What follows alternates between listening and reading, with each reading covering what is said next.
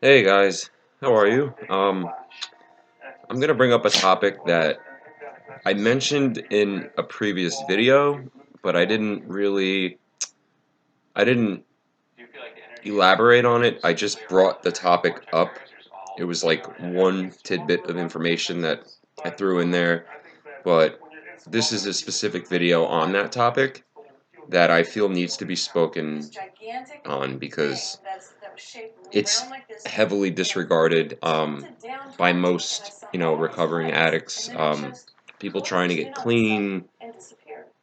It's just something that's really, you know, it's neglected. And it's unfortunate because if it wasn't neglected, the whole ride would be an entirely different ballgame. And this also goes with benzodiazepines. This goes with opiates as well. Um, Probably alcohol too. Uh, Now, people that are trying to recover from specific substances, they're neglecting a major. I mean, you've heard this, what I mean, before from other people, a doctor. You've heard it, but you completely disregarded it. I mean, it's all right. You know what I mean? It's okay because you know it's something that can be acted on, and when you act on it, the results can dramatically be in your favor. I mean, I had to do this myself. You know what I mean? Pre-existing conditions. I'm not even just talking psychological. I'm literally talking health-wise, like physiological. I mean, like for me, I have hyperthyroidism. So anybody out there that can, relate to hyperthyroidism or issues with the thyroid in general, hypothyroidism, Hashimoto's, you know what I mean? We'll tell you straight up, it's devastating. You know what I mean? Like for me, when I have severe hyperthyroid issues, I have problems like swallowing, my throat, my voice goes hoarse. I have hot flashes. I have insomnia. I have. It's almost like opiate withdrawal symptoms. As weird as that sounds, I mean, anybody that has hyperthyroidism out there, they can straight up tell you, it's not comfortable at all. It's one of the most uncomfortable, um, like it's just one of the most uncomfortable conditions you can deal with, in my opinion, because I have it. And coming off opiates when my thyroid was screwed up was really screwed up. I mean, I didn't feel like I was getting better. Like even after I got clean, I'm like looking at all these other people. Like for instance, when I was in rehab, a couple times actually, when my thyroid was severely out of whack, I remember, even with the buprenorphine taper, you know what I mean? Even when they had me on that in the rehab, I mean, I'm looking at everyone else and I'm like, they're all jolly, jolly, joy, joy. And I'm over here, like, still feeling the absolute worst. And it ain't easy, man. It's tough. Actually, right now, my levels are not that great. I just got blood work done recently, and they're not that good right now. But that's something that can be managed and fixed one way or another. Now, there's other issues that people might have. I mean, I can't tell you what you have. You know what I mean? I can only point you in the direction to get these things checked out. But being honest with you, I mean, low, your hormones. I mean, you might have a deficiency. You might have a testosterone issues for men. You might have, you know what I mean? It varies per the gender, per the person. It varies. I mean, look up your family history. A lot of this stuff is talked about sometimes, but it's always neglected, and it makes a huge difference. I mean, actually, the last time, and I mean the last time, like the most recent time that I got clean off opiates, opioids, um, it was like at that time, my thyroid levels were okay. Like they weren't, completely out of whack. I actually was on top of it at that point. And I remember after like day 11 or day 10 of detoxing, when I started to heal, I mean, I started to heal. Like that's I kind of contribute that to where I'm at now because if I didn't have that stuff in check at that time, the relapse risk is just oh my god through the roof because like I said for hyperthyroidism, I mean the symptoms of hyperthyroidism almost mimic opiate withdrawal symptoms. It sucks, you know what I mean? It's not comfortable to deal with at all. Like I mean emotionally, I mean the thyroid controls every single aspect of your body. I mean it controls everything, you know what I mean? And that's the suckiest part about it. I mean if you have Hashimoto's, it's another one you're having symptoms of both hyper and hypo. I mean it's like what's wrong? People commit suicide over this. I'm serious. They kill themselves because they can't tend to get a hold of the issue. They don't know, they're confused. They're like, well, what's going on? Like, why do I feel the way I feel? I'm taking every necessary step to get better. I'm taking every necessary step. I'm eating properly. I'm doing all, whatever is recommended to you, what you've researched, what you've, you're what you know already, whatever. You're doing everything you can to make yourself feel okay, yet you just don't. You feel terrible. And it's not only hyperthyroidism. There's other disorders, diseases, autoimmune diseases. I mean, there's so many different aspects, medically that can screw you up and screw with your recovery. They'll screw with your emotional state. I mean, some people. I don't know if you've heard of alexithymia, but like it's almost like not knowing your purpose. You're living just to live. You're living because your heart's beating, and you don't have any understanding of purpose. Like you're like, I'm living every day, but for what? It almost alexithymia also has um, brain fart. The term I'm looking for. Um, it's just the inability, pretty much, to feel pleasure. It goes alongside of that because when you don't know your purpose and you have no motivation, nothing's really going to make you happy. Even a drug won't. It'll make you comfortable in that state of mind, but it's not helping you at all. Like it's not contributing to an emotional, a healthy emotional mind state. It's not helping you at all. You know what I mean? You're pretty much stuck in limbo, and that's kind of like what addiction, is. I mean, you're stuck in limbo. Another underlying condition that's to me overlooked completely. It's not treated properly. It's the doctors don't trust us as addicts or recovering addicts. They don't trust us at all. Unfortunately, it's the world we live in now. But ADHD, man, a lot of people are going to tell me, "Oh, it's a myth. It's not real. you know, uh, it's something that's just, it's not an excuse." All right, nothing's an excuse, but if you've had ADHD, if you've been diagnosed with ADHD, I mean, you could see someone that has, uh, that doesn't have ADHD or has never been diagnosed with it. You see these people functioning in a way that you're not, and you're like, why can't I be like that? Mind you, when you're a kid and you have ADHD, the hyperactivity is all over your body and your mind.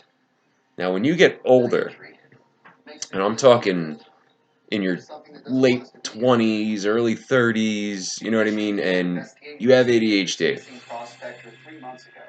it's in here. It's more in here. You suffer from the the hyperactivity of the brain, intrusive thoughts, which can contribute to insomnia, which can contribute to, oh God, a number of, I mean, the list goes on. But I'm saying, like, these pre-existing conditions, they contribute a lot to our addictions. I mean, you're ADHD, you're bored out of your mind, you're sitting there, you don't know what to do with yourself.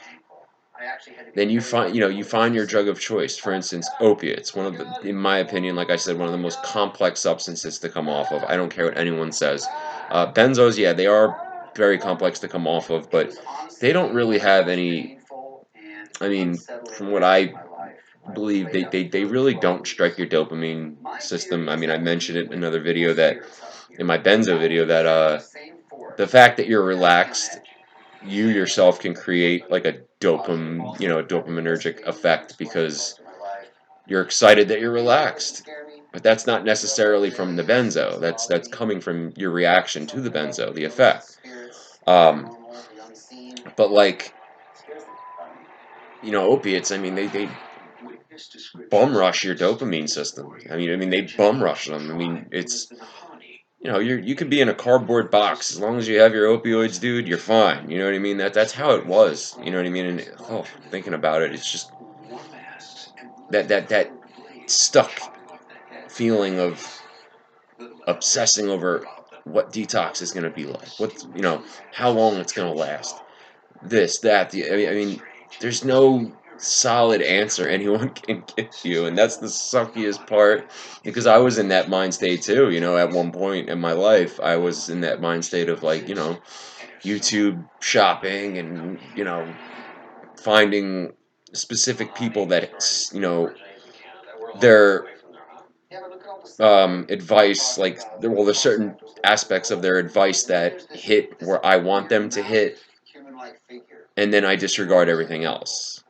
Like I said, even in my videos, some people are they were watching, they're like, they listen to the whole 40 minutes, an hour that I'm speaking, and then, like, they take out like 1/3 of what I said, and they tweak it their own way, and they're like, oh yeah, yeah, yeah, this is all I wanted to hear, whatever. That also has to do with ADHD too, man, and women. You're hyperactive. You're looking for what you want to look for because it's what you're interested in, and it really has a dramatic effect on, one, our recovery, two, pre-recovery. Mentally preparing for recovery. Uh, your detox itself. It affects everything. I mean, everything. ADHD is, to me, one of the number one contributors. What am I talking about? Contributors for addiction. It's you need to fulfill it. You need to fulfill that empty space in your mind. This camera sucks, dude. I'm sorry, guys. I took my laptop out. I don't have any fancy camera right now. I'm working on it, but I'll get like a better camera and everything. But yeah, you know what I mean? Like, it's sad, because you go to a doctor nowadays, and they're gonna look at you like, what are you looking for? Amphetamines? We're not giving that to you. No, I'm not looking for amphetamines. People that have ADHD, and if you're out there, you can, you know, relate to what I'm saying. Um, any uppers like cocaine, an espresso shot, uh, whatever other uppers. I'm not really an upper guy, but I've done, in the past, I've done coke a few times. You know what I mean? But the reason it was never really that appealing to me, like opiates, was because it slowed me down, which wasn't necessarily a bad thing, but it didn't contribute to a desire for recreational use. It just, in that moment, I'm like, oh, all right, everyone else is hopping around all, and I'm just sitting there like, I'm going to sleep. No, I would go to sleep. I didn't need to take a benzo to go to sleep while coming off cocaine. You know what I mean? I didn't have to, because my brain and my ADHD, it's like the opposite effect. It's a paradoxical effect. I don't have that same effect that somebody that has a naturally structured brain.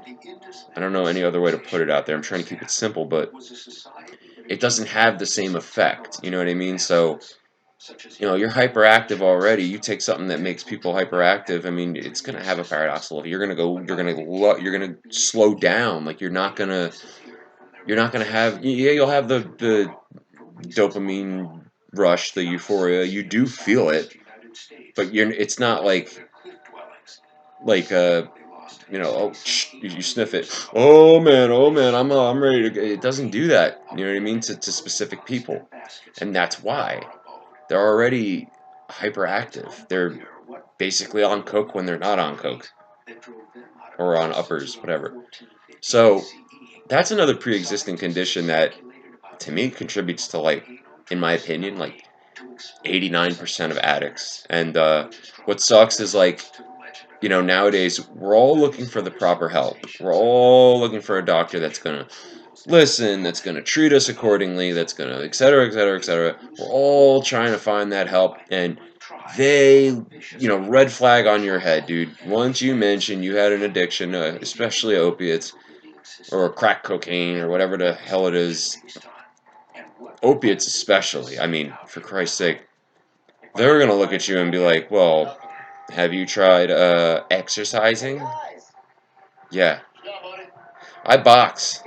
I run miles. I do all of that, but it's not it's not helping me. You know what I mean? And they're gonna think, well, they're just making up excuses, and they are going their hardest to get whatever substance they can get out of us. And for doctors out there that understand, I forgot which doctor it was on YouTube. I wish I could remember his name right now. It's not Dr. B. It's this other guy. He talks about buprenorphine a lot, and I'll have to remember his and put it in the description. But he's one of these doctors that when I hear him, I'm like, this guy here, he gets it. He listens to his patients. He doesn't neglect or disregard any aspect of their story. He hears everything out to the T, and he treats accordingly. And that is something that I feel nowadays. It's the saddest part of recovery is we are not taken seriously at all. That's why I'm mentioning to get your levels checked, to get a full blood workup, get a full panel, get uh, you know T3, T4, TSH, reverse TSH. I mean your hormones. I mean everything. Get it all checked out. Get autoimmune checked. Get check for Lyme's disease, dude. I mean you would be so surprised at what underlying disorders or diseases or whatever it is you have that are contributing to why that drug that you were taking numbed it. And then you'll understand scientifically why the drug helped. Like some people that have certain problems, they suffer from that go alongside with the specific disease or disorder they have is chronic pain. So opiates are more appealing to them. They take opiates and they don't even realize that they're taking the opiates to numb the pain. You know what I mean? Me myself, I mean I have costochondritis. I've got nerve damage in specific areas of my body. Opiates were appealing to me because mainly, and I realized afterwards because of that. Because when I stopped taking them, did I feel that pain? Oh, yeah. But sometimes the pain, it wasn't anything ibuprofen couldn't even help. You know what I mean? I didn't want to keep taking that either because at the same time, I really don't want to pound out my liver. But you would just be shocked at your underlying issues that you might have that contribute to a lot of the reason you were addicted to whatever you were addicted to. And my advice to I think it was my last video I made, or the video before that was, before you jump off any whatever, or even taper if you're medically prescribed, whatever it is, before you jump, make sure you get this stuff not only checked, but treated to the fullest. I mean, to the point where you're ready to jump and you already know your levels are good. This is okay. This is okay. This is okay. And then jumping off will be a whole different experience. because I guarantee you, 89% also of the addicts that are recovering, going through detox, about to go through detox, just got done with detox, and are having a hard time, which makes them resort to certain things like MAT, etc., etc. They are neglecting their medical underlying issues, and they're not treated or worked on, and it's screwing with them. It's getting worse because now you're not numbing it. You're not numbing it anymore. Now what are you going to do? You're just going to sit there and just take the punches? Like, no, you're not going to do that. You don't want to do that. You know, like hyperthyroidism, man. You could have a heart attack. You could have a stroke. You could have.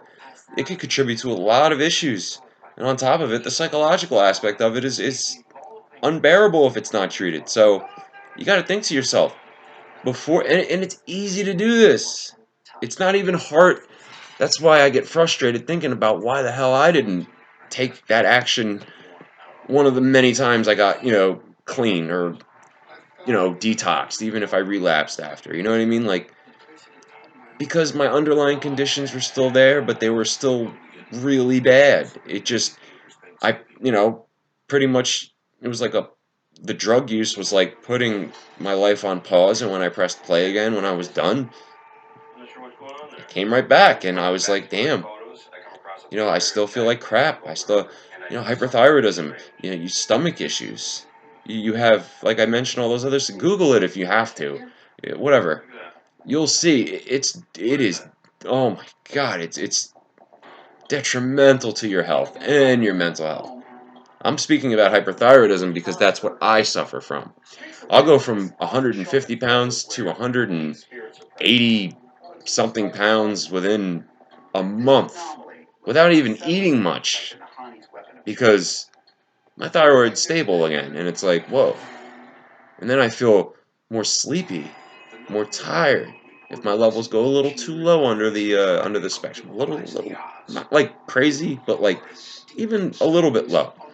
It's different than what I was just having, which was hyper issues. So then I start getting the opposite effects. You know what I mean? Sluggishness, tired, uh, even depression. You know what I mean? If it's hypothyroidism, I mean depression is pretty bad, and hyper, but hypo definitely. So my point is like definitely before you make these jumps, it's so easy to do this. Go to the doctor, go to your local urgent care, do whatever you got to go to the hospital, whatever the hell you got to do. Just do it. Get it all checked out because I guarantee you you're going to be one shocked at the fact and don't get discouraged by it because you might feel scared. You might be like, "Oh no, oh no. It's the end." No, this is great. Thumbs up. This is what you want. You know, you want an understanding as to why the hell you feel so crazy. And once you find that understanding, everything else is going to fall into place. If you're having an imbalance of specific, uh, chemicals in your brain, misfires, and this and that and the third, and then you finally get it balanced out and checked, and everything starts to feel normal again, coming off of whatever substance you're on is going to be way more bearable of an experience for you than if you didn't do any of this. So, just my opinion is to definitely consider getting checked out for a lot of this stuff because you will be so shocked at what you might have going on inside your body. And like I said, it contributes to a lot of the hardships with getting off certain drugs because like I said, even some people they're like I've noticed like in rehabs, I always catch patterns. Like I'm hyper analytical. I'm so analytical when I'm in a rehab. I'm watching everybody and I'm studying them almost like they're lab rats.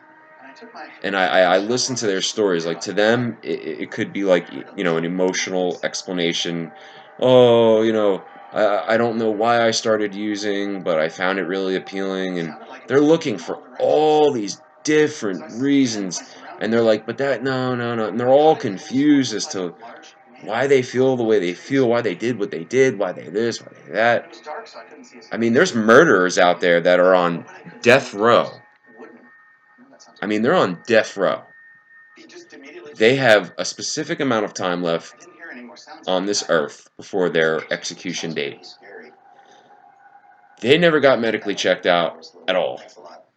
Now, an example, somebody that has a tumor on their adrenal glands, they're going to have psychotic outbursts, anger issues, all types of crazy, and back pain as to where the adrenal glands sit.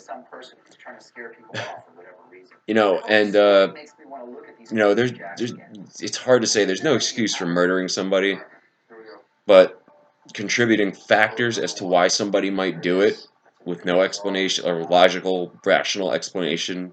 You can't say I murdered him because I felt like this, like I just don't like him. No, no, no, no.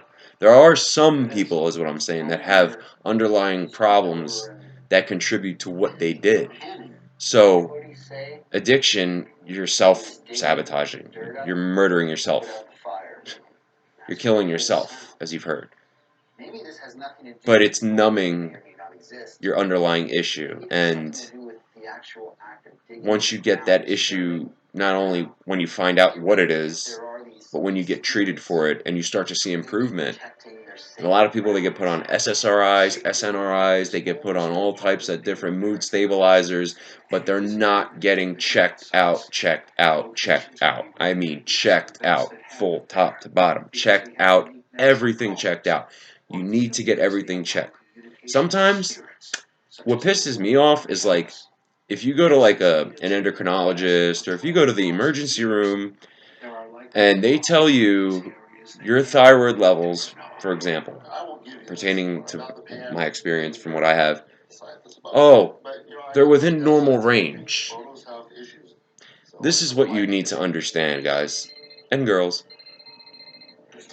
What's normal to statistical, like what doctors see every day, what they go by, what the scales they go by of normality, might not be normal for you.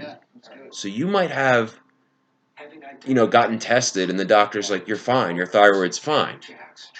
And you're like, oh, huh, but I still don't feel right. Even when I just got my answer from the doctor, I still don't feel right. What is going on? Well, unfortunately,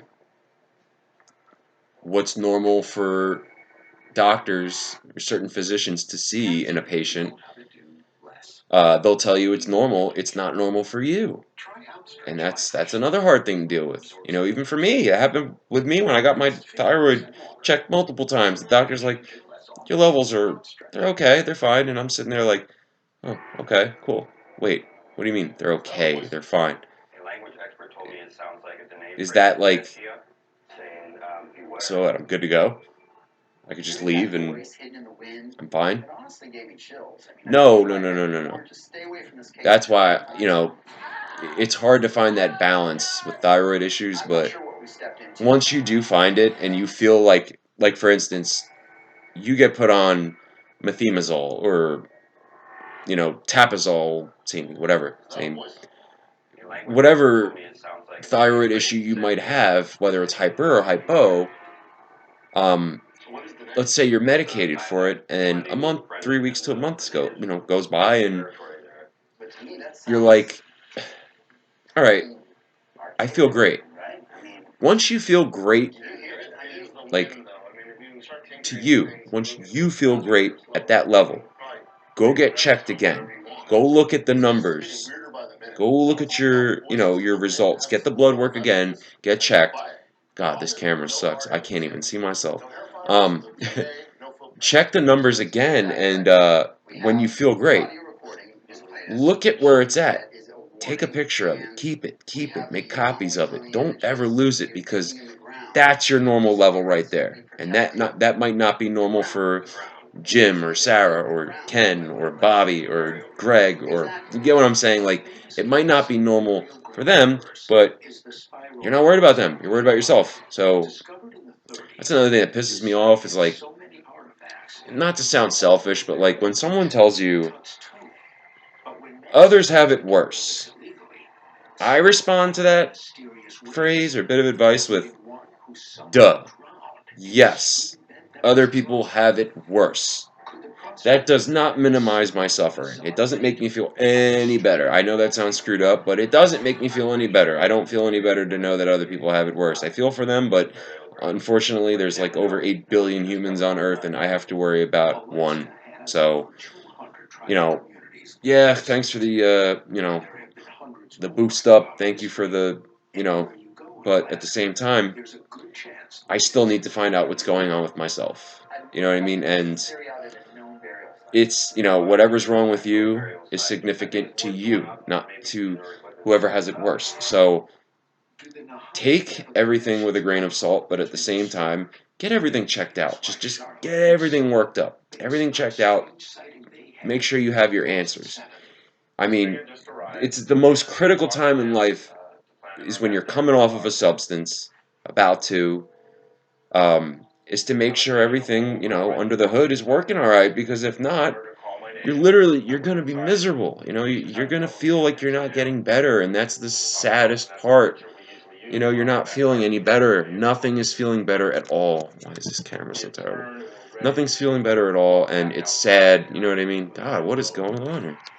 Nothing's feeling better at all, and it's the most uncomfortable situation of your life. It feels inescapable, but it's not true. It is escapable. If you go get it checked out and you get your answers,